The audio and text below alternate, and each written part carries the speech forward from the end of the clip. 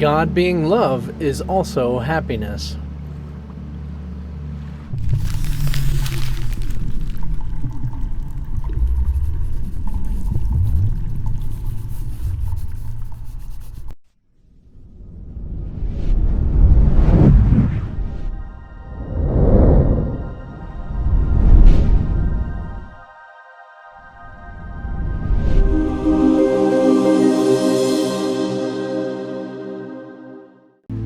It seems like a pretty obvious concept as far as that happiness cannot be apart from love. It essentially is the same thing. And your mind's going to be always trying to discern, trying to make sense out of what is what and who is what, who, how many, and what love with who, with the where, and the what is love. They can't figure it out. Right? So there's a lot of interesting things that happen, say, to your understanding of discerning and figuring out what love is, what God is, what the world is. And you will always be confronted with so many different variations of what you refer to as true. And it's interesting because of the idea that in the sense that we often think that we can be somehow in God's, say, purpose in life, or doing what we are designed or called by God, and yet be unhappy. And so we have all these justifications that we don't realize that to sacrifice our happiness is to sacrifice our awareness of God or awareness of love.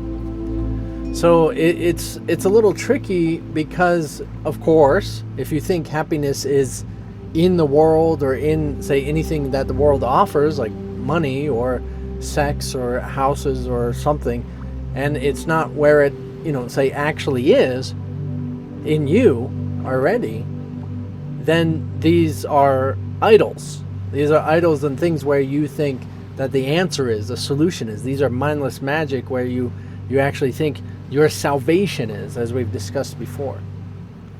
So it gets a little tricky as you're trying to understand, well, if I am love, why am I not happy? Right? Like, if I am love, as the Course says, then why am I not happy? And it's definitely tricky. As your mind, it's a labyrinth. Your mind is a labyrinth. And if you know what a labyrinth is, there's a few different definitions of what a labyrinth is, but in the sense of maze. And I always think of the movie Labyrinth back in the 80s, and good movie if you haven't seen it. But there's different, say riddles and puzzles and traps and unusual things to get caught into. And when you think you're going the right way, you then get turned around and you have to go the opposite direction, and different variations like that. Of course, some people make labyrinths like a stone, and it's just a specific way of mapping and this maze meditation that you walk. And that's not what I'm referring to. I'm referring to more like a maze where it has puzzles and unusual things occurring. So just like in your mind, as you are attempting to come to discover the truth about yourself, to discover what, say, God is and what you are and what love and happiness is, then you'll actually be confronted so many times with different riddles and different experiences that tell you it's this way or it's that way. And then you go down that for a while, and then you have this kind of aha, realizing that you need to turn around and go back the other direction. And then that same right, back round the other way, and you're going all over the place, and it seems as if you're being turned around or you've been doing it wrong this whole time, and different variations, but it's not true. You're just going through a maze. And with a labyrinth, it's not so much like a maze where there's dead ends. With a labyrinth, it's more you're zigzagging back and forth and getting closer into the center. Okay, so you're zigzagging back and forth instead, but you are getting closer, you're getting farther along than you were, say, before. It just seems as if you're going backwards, seems like you're getting confused, seems that you're having trouble and difficulties, seems that I've been practicing peace and here I am blowing my gasket, whatever, over this little thing, or yelling at this or that, or going through rage and all these different things. This is all part of the labyrinth. This is all part of that journey. You have to go through the maze, going different obstacles, different variations, and puzzles, riddles and puzzles of ways of thinking differently.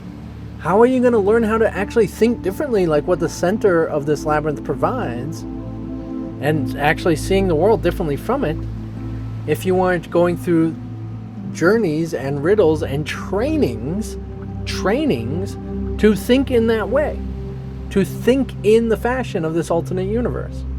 You have to go through the trainings, and that's what this labyrinth of your mind, trying to figure it out, and this journey of your life, all these different occurrences that you think everybody's going to, but it is your specific journey. It is your specific training to discover what God is, what love is, what happiness is, and why they all come together, why it is all the same thing. God being love is also happiness, and it is happiness I seek today. I cannot fail because I seek the truth.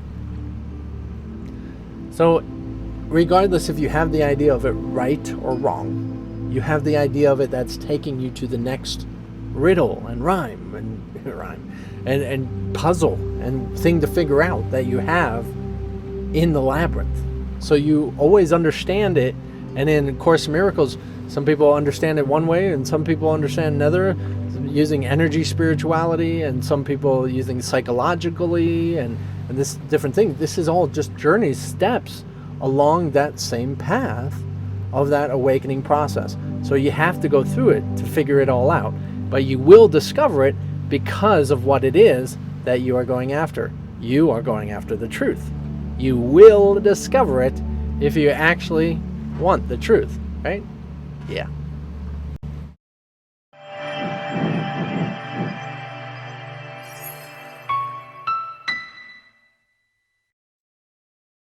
So it is an interesting concept if you're brand new, especially to this, as we have had lessons on this before, and so we've touched on this a little bit, but just recognizing that God, love, and happiness all goes together because they're all really the same thing.